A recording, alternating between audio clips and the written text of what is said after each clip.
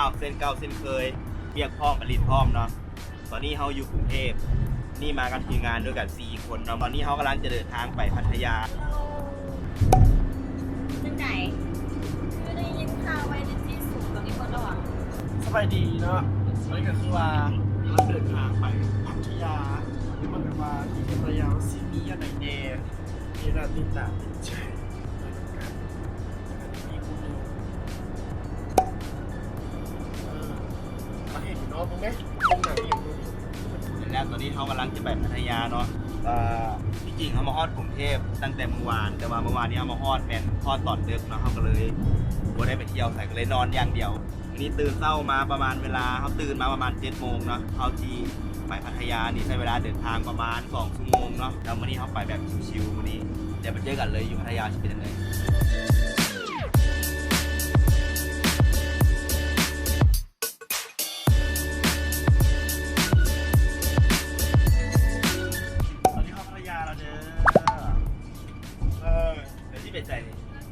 ซีลงไปไซหาดก่อนแล้วก็ซีเมืองทะเล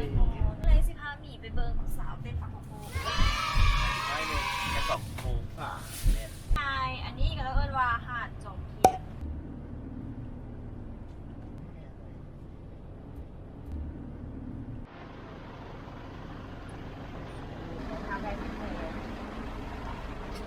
พอตอนลงรถปั๊บเสียเงินปั๊บ100สำหรับผู้ใดที่ว่าจะมาพัทยาเนาะแนะนำว่าต้องเอาเกือบแตะมาพร้อมเพราะว่าคันเท้าที่ขึ้นเฮือนี่เขายางผ่านลุยน้ำจัง100เนาะทีมงานเขากะมีไผ่เอาเกือบแตะมาเลยคันชิปดเกือบยางก็ได้แต่ว่ามันมีหอยมีอย่างหลายเนาะบางที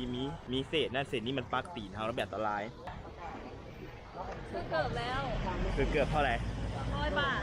ได้สีสันสดใสก็ว่าถ้าสมมติว่าเทียบกับราคาอยู่บ้านเขากับสีแพงคนเลยหนึ่งเขาพูดเป็นอย่างบัวเขาไม่ได้เกี่ยวมา อันนี้เราเอิ้นว่าหาดจอมเทียนเนาะเพราะว่าต่างประเทศมีจุดแบบสายหาดที่รักนักท่องเที่ยวจะมาคือยังไงวะมาห้องแล้วกับมาแวนอีกก่อนเพราะว่ามันจะมีกิจกรรมหลายๆอย่างมีบานาน่าโบ๊ทมีเจ็ตสกีมีโดดจ้องมีอย่างแหละแล้วตอนนี้เขากำลังซีคีเขาจะเอิ้นหึงเอาไว้สปีดโบ๊ทไปเกาะล้านเพื่อไปเบิ่งสถานที่ดำน้ำกำล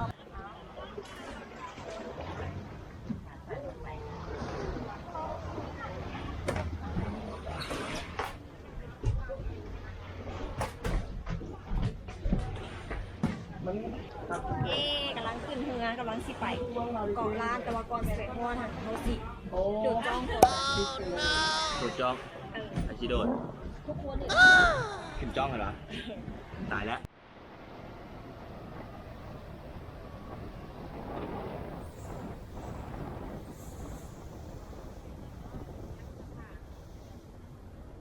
ตอนนี้กำลังมาเลือกสูตรตัวพวกเราจะได้ลอยน้ำอันนี้ของกินหมี เราจำมามึงดูจำมาพอดีตัวบ้างว้าวหนูตัวนี้แหละ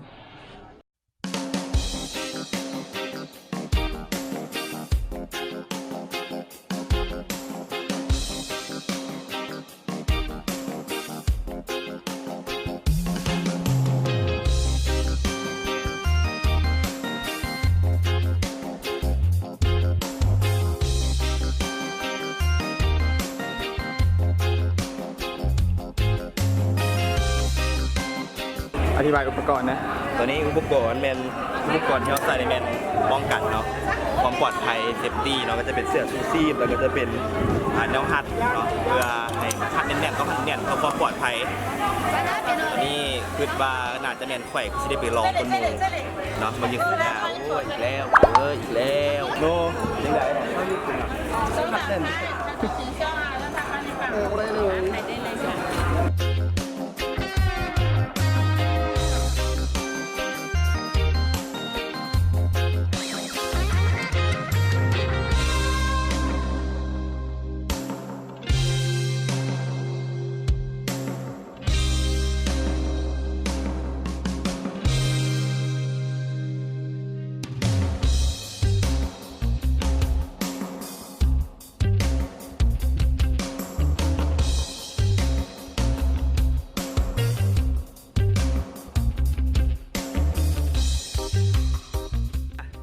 ตอนนี้เขาอยู่เทิง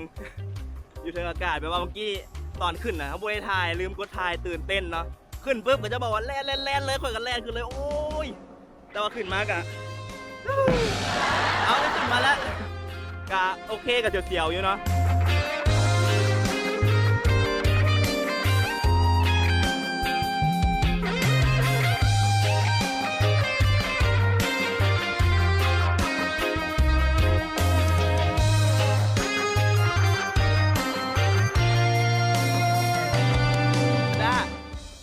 มันไม่ได้เป็นแต่ย่านที่คิดบอกขึ้นไปมันไม่ได้แต่ย่านที่คิดจับไว้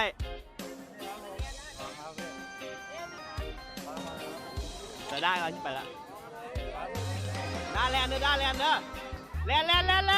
ไปแล้วด้าไปแล้วตอนนี้ด้าไปแล้ว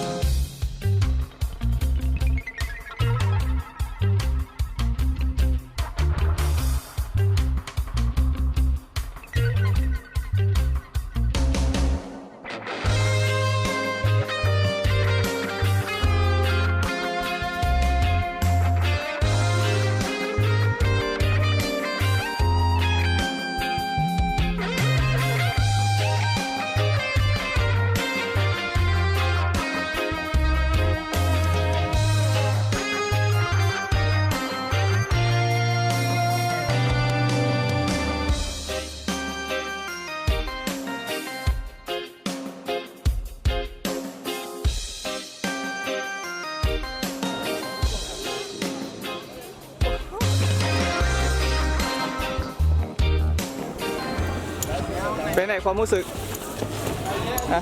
It was amazing โอ้ชู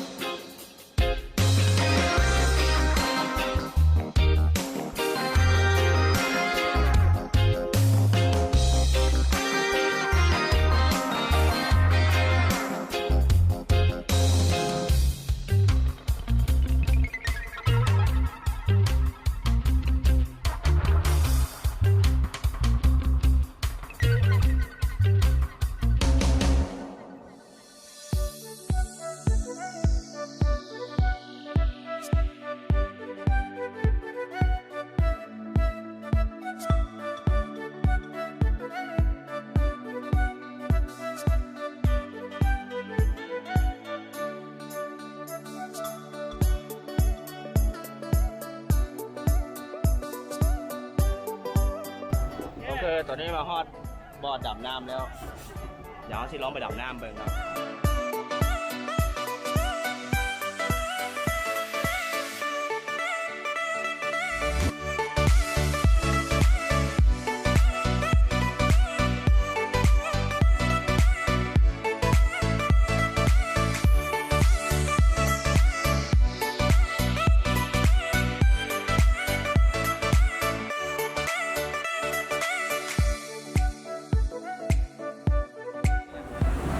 กำลังที่ใส่ยูนิฟอร์มของเพิ่นในการที่ว่าเขาจะลงไปดับน้ำต่างๆเนาะแล้วทางอาร์ตเป็นกับซีดีเทคนิคบอกก่อนว่าเขาสิลงไปแบบไหนแล้วไหนตรงไหนแล้ววิธีที่ว่าการดับน้ำนั้นเขาจะมีอย่างแบบได้หายใจแบบไหนให้มันปลอดภัยนะครับสะดวก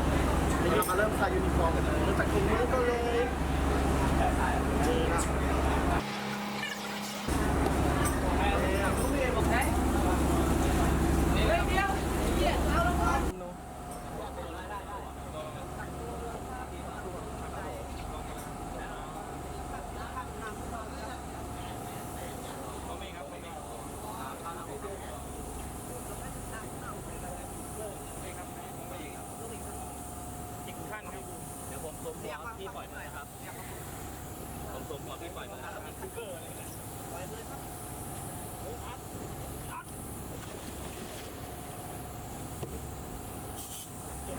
ตอนนี้เขาชิลงเป็น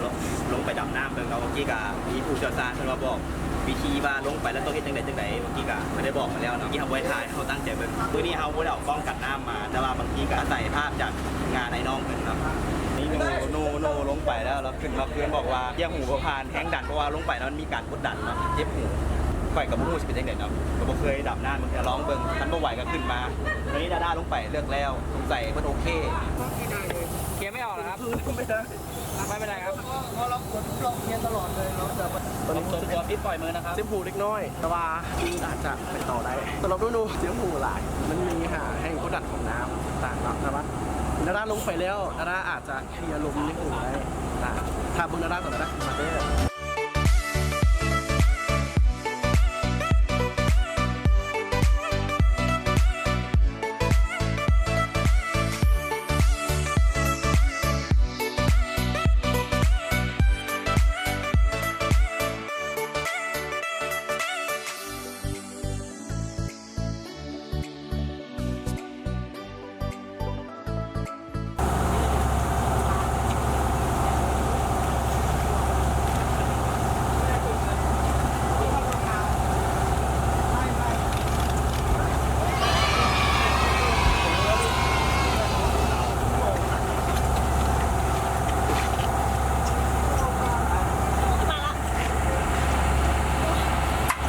เป็นในความรู้สึก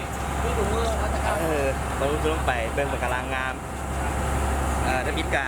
อยู่แต่เจ้าหน้าที่เพิ่นบอกเทคนิคมาแมนเอามือเข้าไปทางในแล้วล่ะติดต่างไว้อะไรคือแบบว่าเอาหายใจออกจามออกนะให้ลมมันดัดคืนนอนแล้วมันก็จะบ่เจ็บแต่ว่าลงไปเมื่อกี้มีแต่ไฟกระดาษที่ว่าผู้เป็นอย่างได้อยู่แต่ว่าลงไปเมื่อกี้นี้เห็นปะการังเนาะปะการังแมนเป็นเจ้าหน้าที่เพิ่นให้เอาปากกาลังไม่ใช่คืออย่างเพิ่นหอยเม่นบอกที่มันสวยงามเป็นหอยเม่นสวยงามเนาะเอามาหยอกใส่มือเขาโดยการเพิ่นของมือออกแต่ว่าความรู้สึกอะมีแต่ญาติอยู่แต่เจ้าหน้าที่เพิ่นเบิ่งแยงตลอดแล้วก็หินปากกาลังก็ได้ทายคุ้มครอง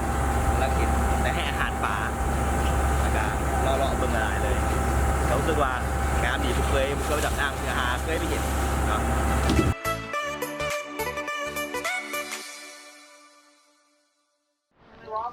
ขี่ดำน้ำได้แล้ววันนี้เอาขี่ไปลองขี่เจ็ตสกีเบิ่งก่อนขี่ไปขี่ก็ต้องไปเสื้อชูชีพก่อนเพื่อความปลอดภัย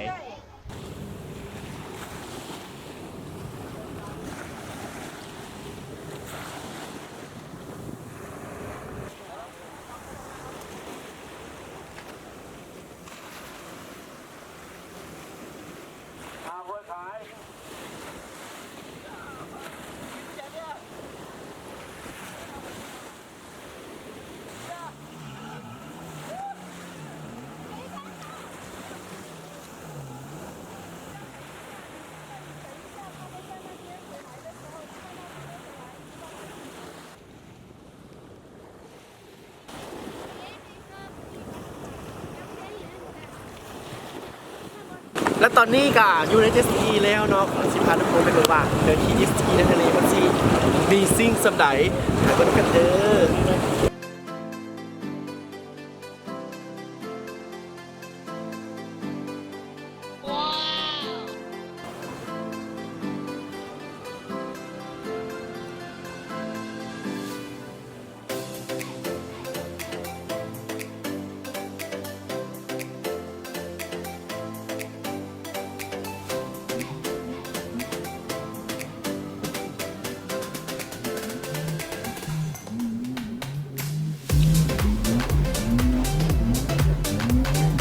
วันนี้เขาต้องให้เจ้าหน้าที่เป็นอัพให้เนาะเพราะว่าเขาอัพเองก็ได้เพราะว่าเขามีกล้องตอนนี้กำลังจะไปหาดูพูดไปแต่ละอ๋อน้ำขึ้นมันถ่ายว่าคับเจ็ตสกีมันง่ายพูดได้ง่ายก็ได้คิดเด้อมันคันคับอยู่ทะเลนี่เดี๋ยวว่าคือมันแห้งขนาด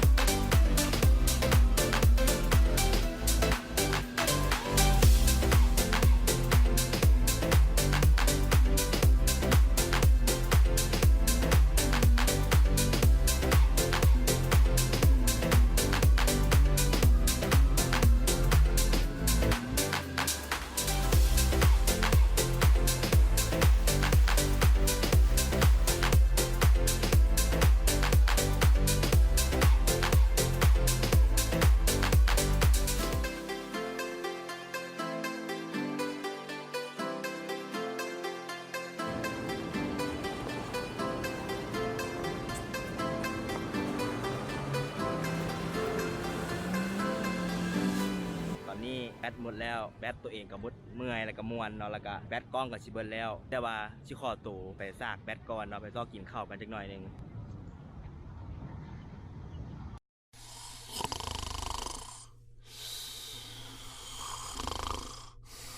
มาแล้วหลังจากนอนพักผ่อนชาร์จแบตไว้กินข้าวกินน้ำแล้ว ตอนนี้เวลา5 โมงกำลังสิไปย่างเลาะเล่นอยู่ในเมืองพัทยานี่แหละไปใส่ ที่เขามีแผนสิไป walking street เขาจะบอกว่ามาพัทยาเป็นเมืองทีโบฮู้จักนอนถามเบิ่งว่ามูนี่ไพสเบดเบิ่งกัน คนที่บรับบ่นอน จนแจ้งค่ะนะ คนสินอนก็นอนบ่รับเนาะ อยู่นี่เวลาประมาณแรงๆเนาะหรือว่า5 โมงอะเริ่ม5 โมงประมาณนี่อยู่นี่มาเบิ่งตะเวนตกดินเฮ้ยถ่ายรูปแม่ ที่มาของคำว่านางงูอยู่แคมป์ทะเล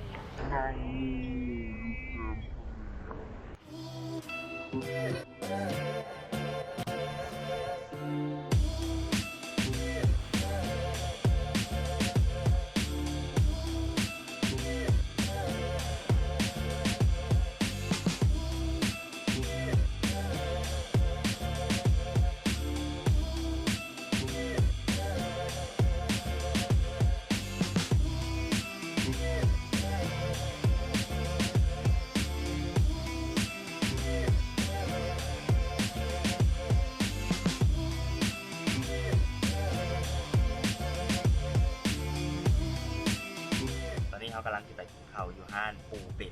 นห้านอาหารตามสั่งทั่วไปก็มีอาหารทะเลอยู่มาพัทยาต้องกินอาหารทะเลบุษราสิมาโบฮอดหลังจากกินข้าวแล้วก็นูสิพาไปย่าง Walking Street เป็นซิกเนเจอร์ของพัทยา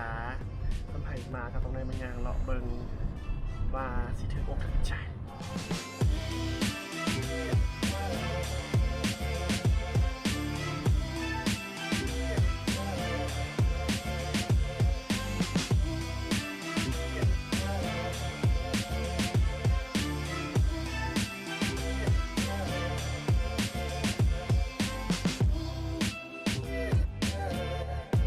นี่ทำมาฮอดจุดหมายแล้วห้านปูเป็นห้านนี่ถือว่าขึ้นซื้ออยู่พัทยาเลยเพราะว่าผู้ใดมาพัทยาก็ต้องมาห้านนี้เมนูนี้ขึ้นซื้อนี่อย่าง เผาหนึ่งปูมากเพราะว่ามันพิเศษวันไหนเพราะว่ากระเจ้าจะแบบเลี้ยงแบบเป็นๆเลยเวลาที่เราสั่งแล้วเราจะไปจับมาจากบ่อมาปิ้งให้เขา เดี๋ยวต้องเข้าไปลองเบิ่งต้องเข้าไปลองสำหรับอาหารปูเป็นเนาะแต่ว่าเลี้ยงอยู่ในตู้แก้วเห็นไหมเพราะว่าอาหารเนี่ยสดใหม่ตลอดเลยลูกค้าผู้ใดอยากกินไม่ต้องเอาจากตู้นี้ไปเฮ็ดอาหารให้เขาเลย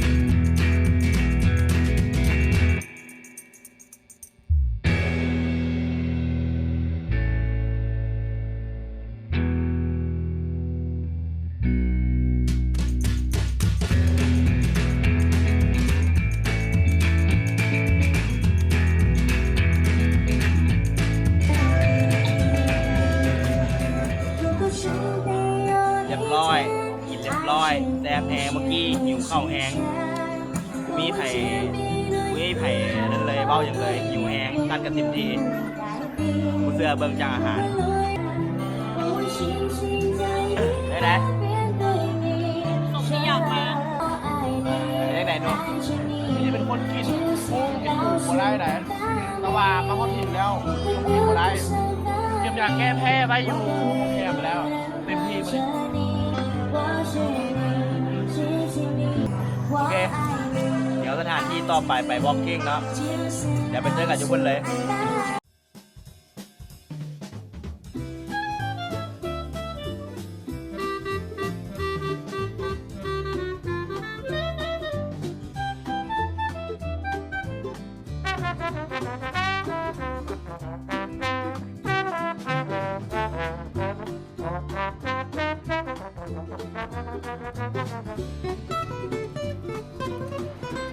ตอนนี้เรามาฮอดสถานที่แล้ว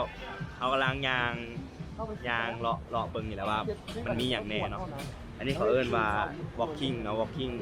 ของพัทยาเนาะตัวนี้คันเนี่ยว่าคันความดังเขาอย่างกับซีเมน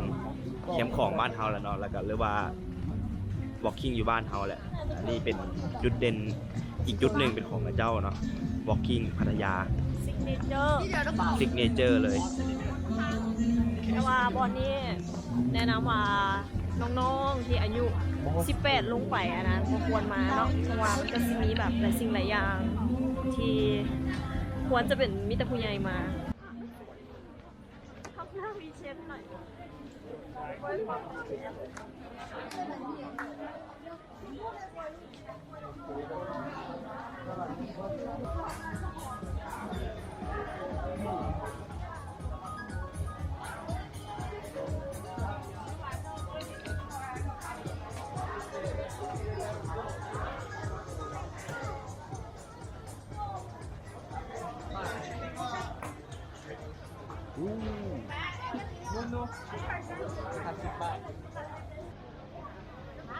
เป็นไงบ้างกล้องนะ แว่นกันแสง 50 บาท เอาไว้ใส่ต่อใส่ของ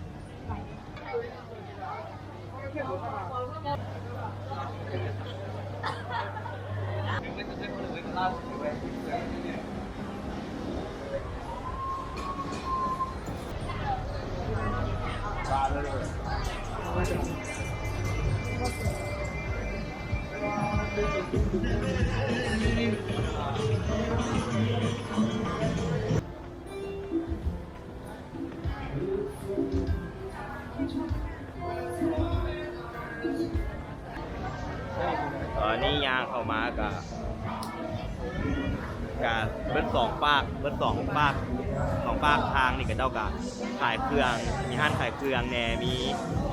ที่เห็นมาเมื่อกี้กับมีแมนตาแล้วก็เสื้อผ้าทั่วไปแล้วก็ย่างเขามาเลิกๆน้อยๆนี่ก็จะเป็น